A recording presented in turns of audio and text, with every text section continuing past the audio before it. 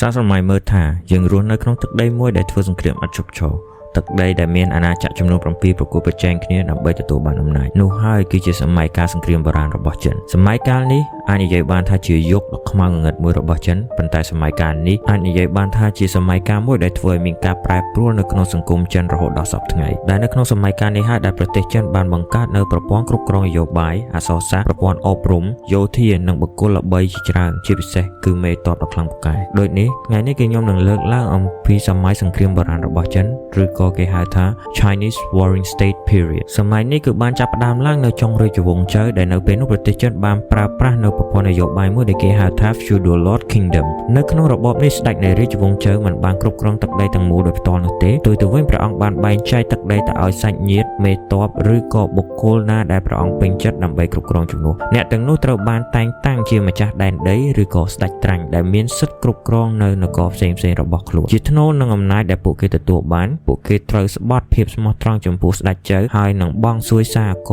បញ្ជូនកងទ័ពនៅពេលដែលមានសង្គ្រាមហើយនឹងទទួលស្ដេចជ័យថាជាបុត្រនៃឋានសួគ៌ឬក៏ Son of Heaven ទោះជាយ៉ាងណាក៏ដោយនគរតូចៗទាំងអស់នេះមានសេរីភាពនៅក្នុងការគ្រប់គ្រងនគររបស់ខ្លួនពួកគេមានច្បាប់ប្រព័ន្ធរដ្ឋបាលសេដ្ឋកិច្ចនិងកងទ័ពរៀងៗខ្លួនដោយសារតែអំណាចត្រូវបានបែងចែកបែបនេះស្ដេចជ័យក៏ចាប់ផ្ដើមបាត់បង់នៅអំណាចបន្តិចម្ដងខណៈពេលដែលកម្លាំងនៃស្ដេចត្រាញ់នាយកាន់តែខ្លាំងទៅពួកគេក៏លែងស្ដាប់បង្គាប់រាជវង្សជ័យហើយចាប់ផ្ដើមប្រយុទ្ធគ្នាដើម្បីអំណាចដែលនាំឲ្យប្រទេសចិនធ្លាក់ចូលទៅក្នុងសម័យមួយដែលគេហៅថាសម័យសង្គ្រាមរវាងរដ្ឋទាំងឡាយរបស់ចិនឬក៏គេហៅថា Warring State Period ដោយដែលខ្ញុំបាននិយាយអញ្ចឹងការកើតឡើងនៅសម័យកាលសង្គ្រាមមួយនេះគឺដោយសារតែការធ្លាក់ចុះនៃអំណាចរបស់រាជវង្សជ័យដែលក្រោយពេលដែលរាជវង្សជ័យបានយកឈ្នះទៅលើរាជវង្សសាងហើយពួកគេបានបង្កើតនៅប្រព័ន្ធគ្រប់គ្រងបែបនេះឡើងប្រព័ន្ធគ្រប់គ្រងបែបនេះគឺមានប្រសិទ្ធភាពជាខ្លាំងដោយសារក្រុមពពួកស្ដេចត្រាញ់ដំបូងឡើយគឺស្ដាប់បង្គាប់ទៅតាមស្ដេចនគរជ័យប៉ុន្តែក្រោយមកដោយសារតែនគរតូចៗទាំងនេះបានកើនឡើងនៅឥទ្ធិពលដែលពួកគេមានទឹកដីដាំដុះកាន់តែច្រើនកងទ័ពធំជាងមុនហើយមានធនធានច្រើនគឺពួកគេមិនចាំបាច់ក្នុងការពឹងពាក់ទៅលើស្ដេចនគរជ័យនោះទៀតទេដូចនេះការគោរពទៅកាន់ស្ដេចនគរជ័យគឺមានតែឈ្មោះប៉ុណ្ណោះរហូតមកដល់សម័យកាលមួយដែលគេហៅថា The Spring and Autumn Period សម័យកាលនេះគឺជាសម័យកាលដែលកំណត់នូវការធ្លាក់ចុះរបស់អាណាចក្រជ័យដោយសារតែនៅក្នុងឆ្នាំ771មុនគ្រិស្តសករាជអធិរាជរបស់នគរជ័យត្រូវបានសម្លាប់នៅក្នុងរាជធានីហៅជីងដែលក្រុមកុលសម្ព័ន្ធភាគខាងជើងដែលមានឈ្មោះថា Qianrong នៅពេលនោះគ្រួសាររាជវង្សជ័យបានបង្កើតនៅរាជធានីមួយទៀតនៅឡុកយ៉ាងហើយថ្មីត្បិតតែគ្រួសាររាជវង្សរបស់ជ័យគឺមិនបានបាត់បង់ទាំងស្រុងពិតមែនប៉ុន្តែរាជវង្សជ័យគឺបានធ្លាក់ចុះនៅអំណាចរបស់ខ្លួនរាជវង្សជ័យគឺនៅតែត្រូវបានគេទទួលស្គាល់ថាជា Son of Heaven ប៉ុន្តែពួកគេបានបាត់បង់អំណាចនៅការគ្រប់គ្រងនិងមិនអាចបញ្ជាទៅកាន់ស្ដេចត្រាញ់តាមតំបន់បានរាជវង្សជ័យពុំមានសមត្ថភាពក្នុងការបញ្ចប់សង្គ្រាមរវាងរដ្ឋតូចៗនានាបានទៀតទេមូលហេតុមួយទៀតគឺសង្គ្រាមស៊ីវិលនៅក្នុងរាជាណាចក្រចិនដែលរាជាណាចក្រមួយនេះត្រូវបានបែងចែកទៅជារដ្ឋតូចៗដែលត្រូវបានគេហៅថាចៅ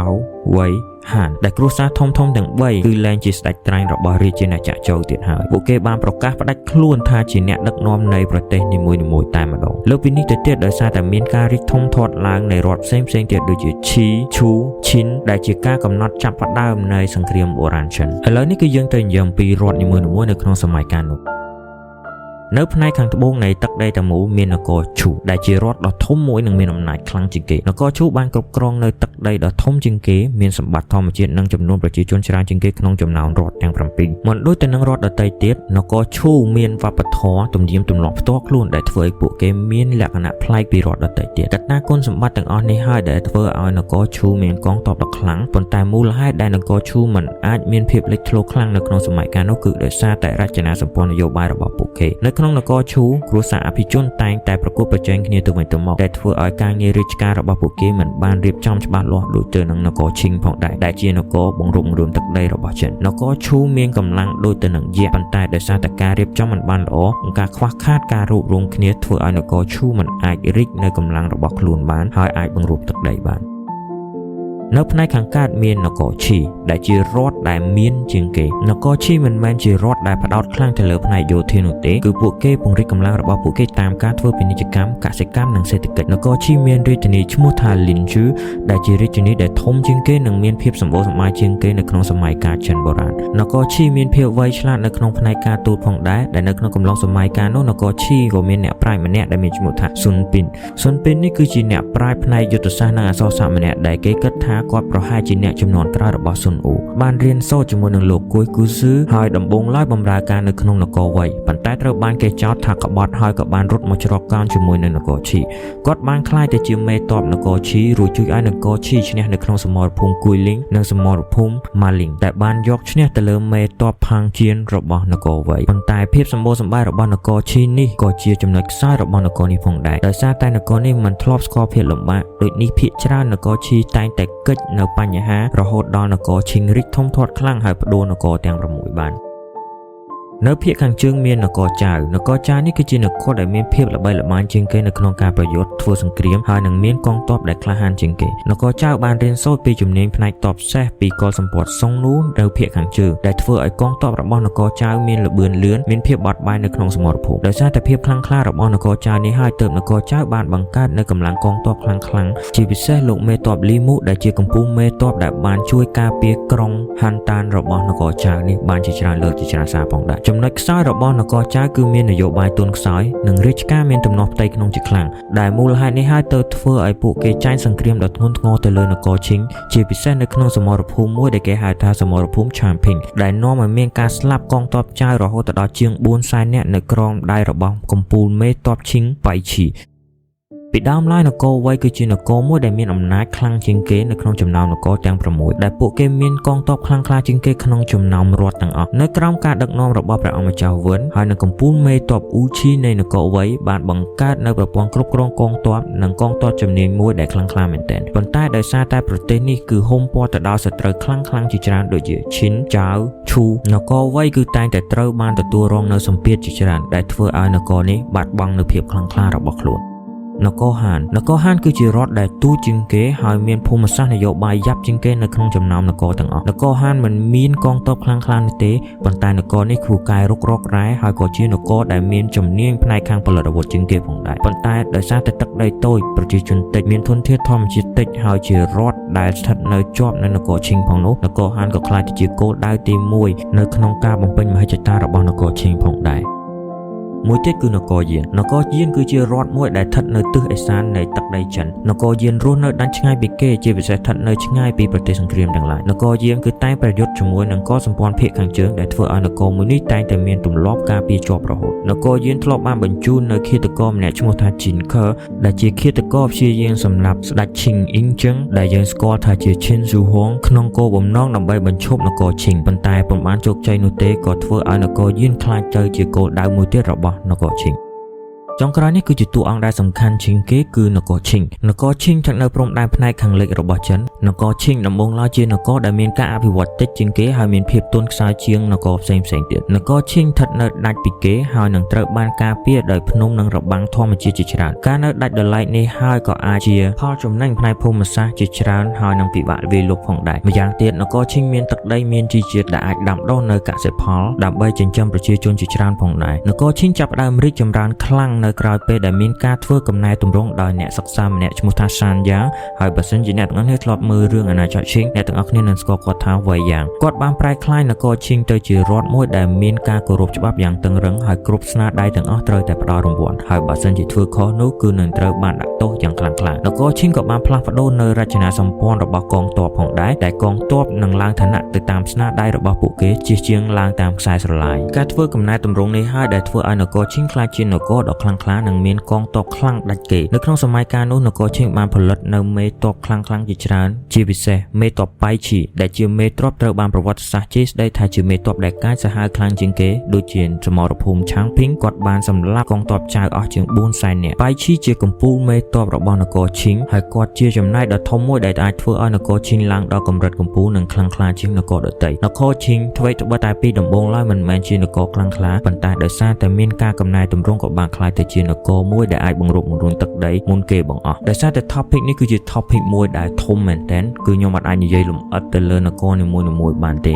េដូចនេះរបស់ផ្សេងទៀតគឺខ្ញុំទុកនិយាយបន្ថែមនៅវីដេអូក្រោយៗទៀតហើយនៅក្នុងវីដេអូនេះគឺខ្ញុំលើកយកតែដំណើរការរបស់ស្ដេចឈីងនៅក្នុងការបង្រួបបង្រួមទឹកដីដែលមានឈ្មោះថាអ៊ីនចឹងឬក៏អ្នកទាំងអស់គ្នាស្គាល់ថាឈិនស៊ូវងវិធីសាស្ត្ររបស់នគរឈីងនៅក្នុងការវាយលុកនគរផ្សេងគឺនគរឈីងវាយលុកនគរផ្សេងដែលខ្សោយជាងគេដោយប្រើប្រាស់នៅកលល្បិចនយោបាយការទូតរបស់ របស់ពួកគេហើយនគរឈិងគឺបានបន្តប្រើវិធីមួយនេះកំទេចនគរម្ដងមួយរហូតដល់រួមទឹកដីបាននៅក្នុងឆ្នាំ230មុនគ្រិស្តសករាជនគរឈិងបានបើកការវាយលុកទៅលើនគរហានដោយសារតែនគរហានគឺជានគរដែលមានភាពទន់ខ្សោយជាងគេហើយមានភូមិសាស្ត្រនយោបាយលំបាកជាងគេដូចនេះព្រះមហាក្សត្រឈិងក៏បានបញ្ជាឲ្យលោកមេតបតឹងបើកការវាយលុកទៅលើនគរហានហើយក៏បាននៅក្នុងរយៈពេលតិចជាង1ឆ្នាំប៉ុណ្ណោះក្រោយពីនគរឈិងបានគ្រប់គ្រងទៅលើនគរហានបាននគរឈិងក៏បង្វែរការចាប់អារម្មណ៍ទៅលើនគរចៅដែលជាសត្រូវរបស់នគរឈិងនៅពេលនោះនគរចៅមានកម្លាំងទ័ពខ្លាំងក្លាក៏ដូចជាមេទ័ពខ្លាំងផងដែរដូចជាលៀនភ័រលីមុដែលសិតតែជាកំពូលមេទ័ពនៅសម័យនោះនគរឈិងបានចំណាយពេលច្រើនជាង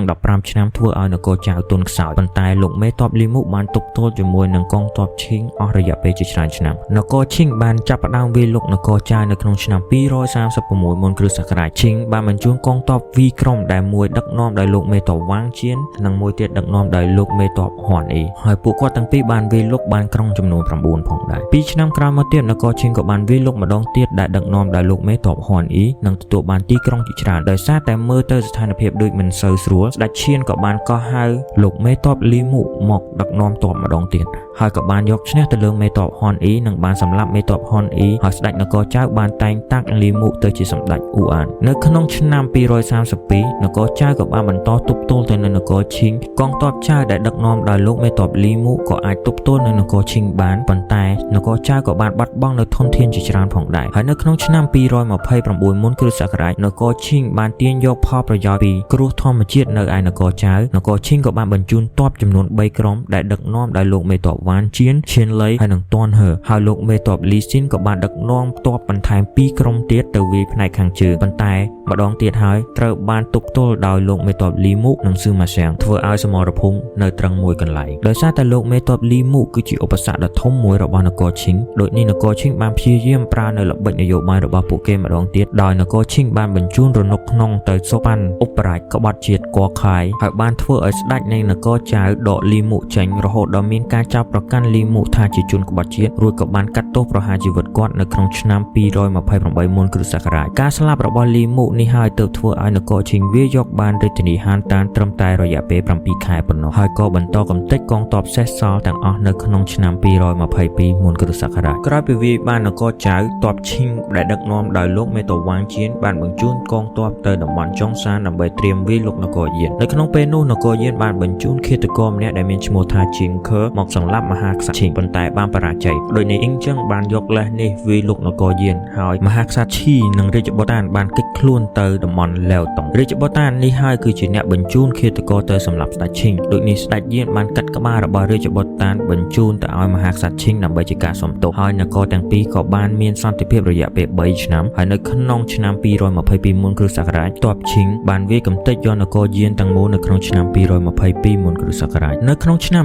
225មុនគ្រិស្តសករាជលោកមេទ័ពវ៉ាងប៉ិនបានដឹកនាំទ័ពចំនួន6សែននាក់វាយលុកទៅលើនគរវៃហើយបានវាយទៅដល់ទីក្រុងតាលៀងដែលជារាជធានីរបស់នគរវៃនៅទីនោះហុំព័ទ្ធទៅដោយទន្លេអ៊ីងនិងប្រែកជីកហុងដែលអាចនិយាយបានថាជារបាំងការពារធម្មជាតិមួយរបស់រាជធានីតាលៀងដោយមិនអាចវាយលុកដោយចំហបានលោកមេទ័ពវ៉ាងប៉ិនបានកែប្រែនៅលំហូររបស់ទន្លេលឿងហើយធ្វើឲ្យទឹកលិចនៅរាជធានីតាលៀងហើយបានសម្លាប់ប្រជាជនចំនួន1សែននាក់ធ្វើឲ្យស្ដេចនៃនគរវៃបានសុំចុះចាញ់រាជាណាចក្រឈិងមួយទៀតបន្ទាប់ពីវាយលុកនគរវៃរួចហើយនគរឈិងក៏បានបន្តចង់វាយលុកនគរឈូនៅក្នុងការវាយលុកនេះលោកវ៉ាងជៀនបាននិយាយថាគាត់ត្រូវការកងទ័ពប្រហែលជា6សែននាក់ប៉ុន្តែលោកមេទ័ពលីស៊ីងបាននិយាយថាគាត់ត្រូវការតែ2សែននាក់ប៉ុណ្ណោះមហាក្សត្រឈិងជឿជាក់ទៅលើលោកលីស៊ីងក៏យល់ព្រមតាមសំណើរបស់គាត់ហើយលោកមេទ័ពវ៉ាងជៀនក៏បានសុំចូលនិវត្តន៍នៅពេលនោះទៅការវាយលុកទៅលើនគរឈូដំបូងកងទ័ពឈិងគឺវាយបានយកក្រុងជាច្រើនផងដែរតែអាចដោយសារតែលោកមេទ័ពសៀងយានដែលជាមេទ័ពនគរឈូគាត់ព្យាយាមកិច្ចនិងមិនធ្វើសង្គ្រាមចាំមុខដែលរងចាំឱកាសល្អណាមួយដើម្បីវាយឆ្មក់នៅក្នុងពេលនោះព្រះអង្គម្ចាស់ឆាងភីងដែលជាប់ខ្សែស្រឡាយទៅនឹងនគរឈូហើយជាមន្ត្រីនគរឈិងផងនោះក៏បានដឹកនាំទ័ពបះបោរនឹងនគរឈិងហើយវាយឆ្មក់ទៅលើលោកមេទ័ពលីស៊ីងក៏បានកំទេចកងទ័ពឈិងនៅពេលនោះទៅក្រោយពីបរាជ័យលើកនេះស្ដេចឈិងបានទៅសុំទោសលោកមេទ័ពវ៉ាងជៀងហើយបានប្រមូលទ័ពចំនួន6សែននាក់ទៅឲ្យលោកមេទ័ពវ៉ាងជៀនលោកមេទ័ពវ៉ាងជៀនគឺជាមេទ័ពដែលមានភាពប្រុងប្រយ័ត្នបំផុតបើទោះជាមានការវាយឆ្មក់ពីលោកមេទ័ពសៀងយានគឺលោកមិនបញ្ចេញទ័ពផ្ដេសផ្ដាសនោះទេលោករងចាំរហូតដល់ពេលមួយដែលលោកមេទ័ពសៀងយានព្យាយាមដកទ័ពក៏បានវាយឆ្មក់ហើយវាយកបានរាជធានីនគរឈូនៅក្នុងឆ្នាំ223មុនគ្រិស្តសករាជហើយក៏បាន កំទេចនគរឈូនៅពេលនោះទៅចុងក្រោយគេគឺនគរឈីគឺមិនសូវជាមានពាក់ព័ន្ធជាមួយនឹងសង្គ្រាមនេះនោះទេនៅក្នុងឆ្នាំ264ដាច់ធានជៀនបានក្លាយជាស្ដេចនៃនគរឈីតែដោយសារតែព្រះអង្គមានវ័យក្មេងពេកកិច្ចការទាំងអស់ត្រូវបានគ្រប់គ្រងទៅដោយម្ចាស់ស្ត្រីយ៉ាងនេះដំបូងឡើយនគរឈីងបានចងមិត្តភាពជាមួយនឹងនគរឈីដើម្បីកុំឲ្យនគរឈីទៅជួយរដ្ឋដទៃទៀតក្នុងកំឡុងពេលឈីងធ្វើសង្គ្រាមប៉ុន្តែនៅក្នុងឆ្នាំ221មុនគ្រិស្តសករាជក្រោយពេលដែលនគរឈីងបានបំពេញមហិច្ឆតារបស់ខ្លួនហើយនគរឈីងបានប្រើប្រាស់លេសថានគរឈីបានបដិសេធបញ្ជួបនឹងរាជទូតរបស់ឈីងហើយក៏បានបញ្ជូនមេទ័ពលីស៊ីងទៅវាយនគរឈីកងទ័ពឈីមានភាពទន់ខ្សោយហើយមិនមានទឹកចិត្តនៅក្នុងការប្រយុទ្ធនៅពេលដែលទ័ពឈីងបានវាយទៅដល់រាជធានីលីនជឺរបស់ខ្លួនស្ដេចនគរឈីក៏បានទទួលយកសំណើសុំចុះចាញ់ហើយត្រូវបាននិរទេសទៅកាន់ខេត្តកុងដែលត្រូវនឹងតំបន់មួយនៃខេត្តហឺណានសប្តាហ៍នេះព្រះអង្គបានចូលទីវង្គតនៅទីនោះដោយសារតែការអត់ឃ្លាននៅក្រៅពេលបង្រួបបង្រួមទឹកដីបាននៅក្នុងឆ្នាំ221មុនគ្រិស្តសករាជអ៊ីងចឹងបានប្រកាសខ្លួនថាជាអធិរាជទី1ឬក៏គេហៅថាឈឺហុងទីនៃអាណាចក្រឈីងអាណាចក្រឈីងនេះផងដែរគឺបានក្លាយជាអាណាចក្រមួយដែលខុសពីសម័យមុនអាណាចក្រឈីងទាំងមូលមានប្រព័ន្ធរដ្ឋបាលនយោបាយអក្សរសាស្ត្ររួមមួយដែលបែងចែកទៅជាតំបន់ចំនួន36ហើយមានរាជធានីនៅសៀងយ៉ាងអូខេអញ្ចឹងអ្នកទាំងអស់គ្នាវីដេអូនេះគឺវាពិបាកនិយាយដោយសារ topic ហ្នឹងគឺវាធំពេកមូលហេតុដែលខ្ញុំលើកយកមកនិយាយហ្នឹងគឺដោយសារតែរឿងអាណាចក្រឈីងទាំង4ហ្នឹងគឺជារឿងលេខ1សម្រាប់ខ្ញុំហ្នឹងសម្រាប់ខ្ញុំគឺជារឿងដែលខ្ញុំចូលចិត្តខ្លាំងជាងគេដោយសារតែនៅក្នុងនេះគឺមិនមែនគេនិយាយតែអំពីយុទ្ធសាស្ត្រកងទ័ពឬក៏អីទេគឺគេនិយាយអំពីយុទ្ធសាស្ត្រនយោបាយផ្សេងនៅក្នុងជំនាន់ហ្នឹងផងដែរហើយសម្រាប់ខ្ញុំគឺរឿងហ្នឹងគឺបានបរៀនខ្ញុំនៅរឿងមួយគឺការបង្កើតនៅជាប្រព័ន្ធមានន័យថាគ្រប់យ៉ាងទាំងអស់នៅពេលដែលរៀបទៅជាប្រព័ន្ធគឺវានឹងដើរដោយខ្លួនឯងដោយមិនបាច់មាននរណាគ្រប់គ្រងពីលើវាច្រើនអ្នកហើយក្រោយពេលដែលមើលរឿងហ្នឹងគឺក៏វាបានផ្លាស់ប្ដូរខ្ញុំផងដែរគឺខ្ញុំចូលចិត្តធ្វើអីជាប្រព័ន្ធអូខេអញ្ចឹងអ្នកទាំងអស់គ្នាវីដេអូហ្នឹងគឺមានតែប៉ុណ្្នឹងអរគុណអ្នកទាំងអស់គ្នាដែលបានតាមដានទស្សនាតាំងពីដើមរហូតដល់ចប់ហើយបើសិនអ្នកចូលចិត្តសូមភ្លេចចុច like ហើយ subscribe ហើយខ្ញុំ Miss Talk យើងជួបគ្នានៅវីដេអូក្រោយ